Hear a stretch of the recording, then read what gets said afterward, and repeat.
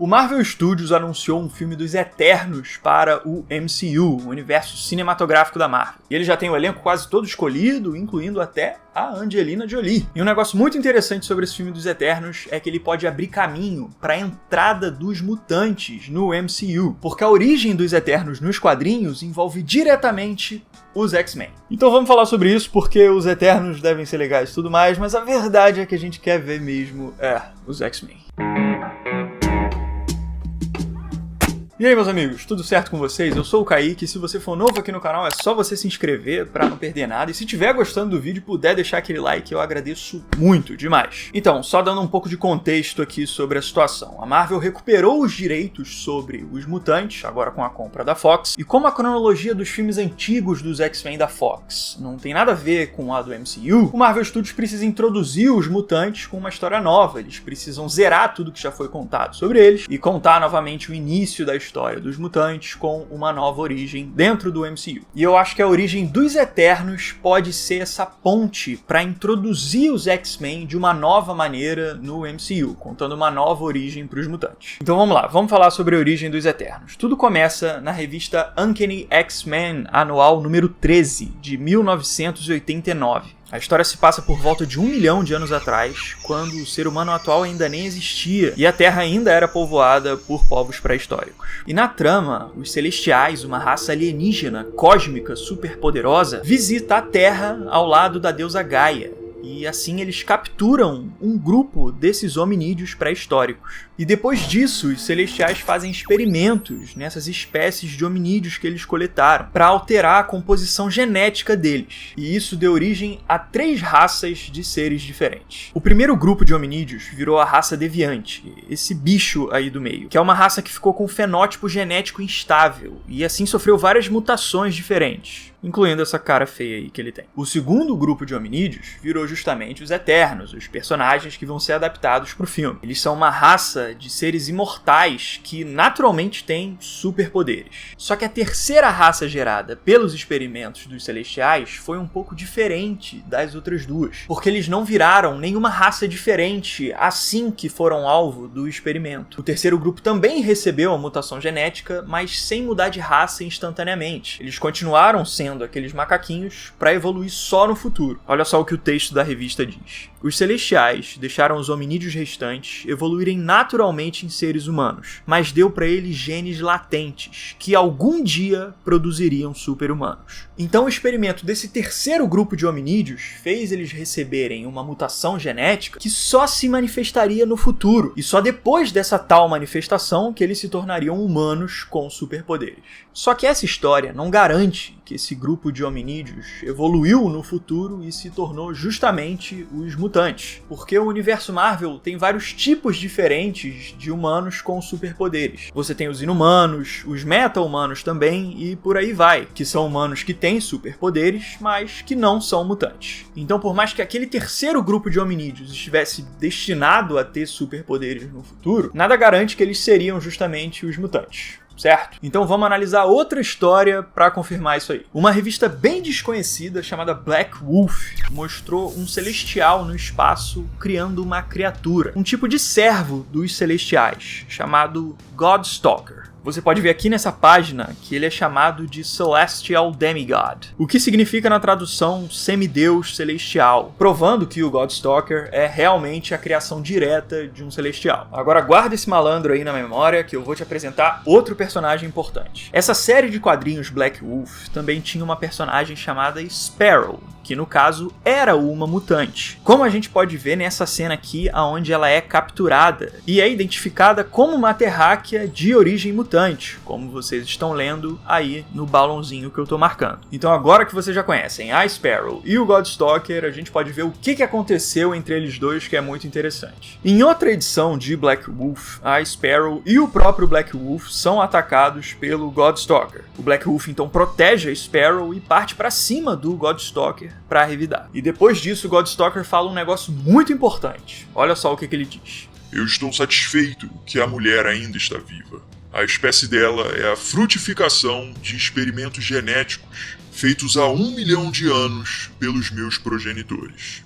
Ou seja, o Godstalker diz que a espécie da Sparrow, uma mutante, é fruto de experimentos dos criadores dele, que são os Celestiais. Então, essa fala aí do Godstalker confirma que os mutantes foram gerados por causa daqueles experimentos que a gente viu acontecerem lá no passado, com os genes latentes sendo colocados nos macaquinhos pelos Celestiais. E é justamente por causa disso que o filme dos Eternos pode abrir caminho e explicar a entrada dos mutantes no MCU, porque a origem dos Eternos e dos mutantes é basicamente a mesma. Eles são frutos da mesma série de experimentos dos Celestiais. Então, se você explica a origem dos Eternos, você acaba explicando a dos mutantes. Então, se o filme abordar a origem dos Eternos da mesma forma que ela acontece nos quadrinhos, ele também vai estar abordando a origem dos mutantes como ela aconteceu nos quadrinhos. Tudo aconteceu na mesma ocasião. Mas, Kaique, nada garante que eles vão falar dos Celestiais nos filmes dos Eternos, ué? A gente tem que lembrar que os Celestiais já apareceram no universo Marvel dos cinemas. Teve aquela visão lá em Guardiões da Galáxia, mostrando um Celestial gigantesco usando a Joia do Poder. E o próprio Peter Quill, lá de Guardiões da Galáxia, é um híbrido de Celestial, porque ele é filho do Eagle, que era um Celestial, como a gente viu lá em Guardiões da Galáxia Volume 2. Então, Celestial, comprovadamente, a gente já tem. Só que aí a gente pensa em outro problema. Se o MCU explicar que a origem dos mutantes aconteceu lá no passado, há muitos anos,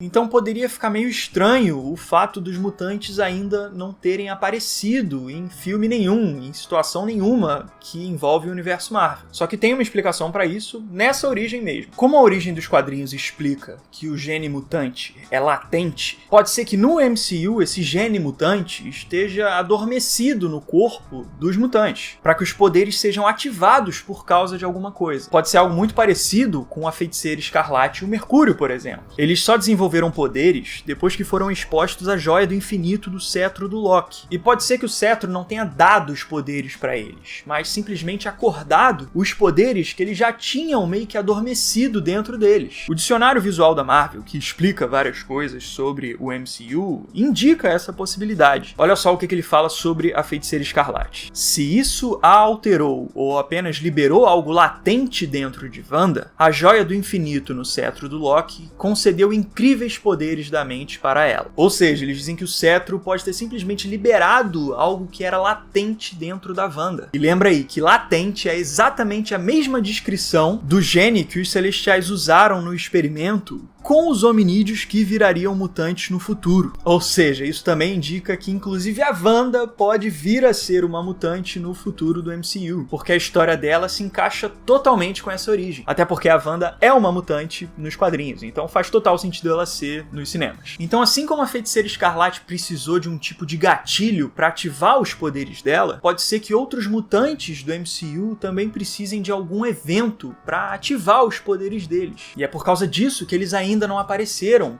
porque esses poderes ainda não foram ativados. E quem sabe até o próprio estalo das Joias do Infinito seja esse evento, esse acontecimento que vai liberar essas capacidades e poderes mutantes adormecidos nas pessoas. Porque foi justamente a Joia do Infinito do Loki que liberou os poderes da Wanda e do Pietro. E só um comentário final aqui sobre a origem dos Eternos envolvendo os Celestiais. As revistas atuais dos Vingadores que estão saindo nas bancas, as revistas mensais que estão saindo no Brasil, elas aumentam um pouco essa história. Eu queria só comentar ela rapidinho aqui pra vocês. O Loki encontrou o corpo de um Celestial morto aqui na Terra, afundado no mar. E ele explica que esse foi o primeiro Celestial a pisar na Terra, que ele chegou aqui há 4 bilhões de anos. E é mostrado que esse Celestial foi meio que infectado por uma doença cósmica. E por causa disso que ele caiu na Terra. E quando ele foi sendo infectado pela doença, os restos mortais dele meio que foram caindo na superfície da Terra e se juntando com toda a vida do nosso planeta. E foi por causa dessa infecção celestial que a vida na Terra gerou tantos super-heróis, porque ela estava meio que fundida com os poderes dos celestiais na sua essência. Então, todos os elementos químicos da Terra, as pessoas, as formas de vida, tudo meio que parte disso, por isso que tem tanto super-herói assim na Marvel. Então, essa história não anula aquela antiga que eu já falei pra vocês, eu acho que ela só aumenta ainda mais a influência dos Celestiais na vida dos super-heróis, mas eu acho que ela é muito nova, eu acho que ela não vai ser adaptada diretamente pros cinemas, porque ela é muito recente, tipo, isso aqui saiu esse mês, aqui no Brasil, sabe? Então não é nenhuma história clássica, nem nada do tipo, eu só quis comentar porque eu acho interessante, porque é o que tá acontecendo agora no universo Marvel, sabe? Eu realmente leio e acompanho as revistas, tá? Se eu tô fazendo aqui teoria porque eu gosto de acompanhar o assunto, eu não fui ler tudo na Wikipédia, não. Então depois de tudo isso, eu posso dizer que é assim que eu acho que esse filme dos Eternos vai começar a meio que abrir a porteira pra chegada dos mutantes no MCU. Tô muito ansioso pra ver a chegada dos X-Men na Marvel, é o meu grupo preferido de super-heróis, já falei isso aqui várias vezes. Inclusive tem um vídeo aqui no canal bem completo falando sobre a ordem certinha de todos os filmes antigos dos X-Men da Fox. Eles parecem meio confusos, mas tem uma ordem bem clara ali entre eles. Eu vou deixar esse vídeo marcado aqui nos cards e na descrição pra você assistir depois de maratonar os filmes dos X-Men da Fox. Então digam aí nos comentários o que vocês acham que esse filme dos Eternos pode trazer pro universo Marvel. Se vocês gostaram desse vídeo, puderem deixar um like, um gostei, eu agradeço muito, me ajuda demais. E se vocês ainda não são inscritos, convido vocês a se inscreverem aqui também e dar uma olhada na descrição do vídeo, porque tem o link para todas as playlists do canal, separadas por tipo de vídeo, para você assistir. Então eu fico por aqui, a gente se vê na próxima, valeu, show e um abraço!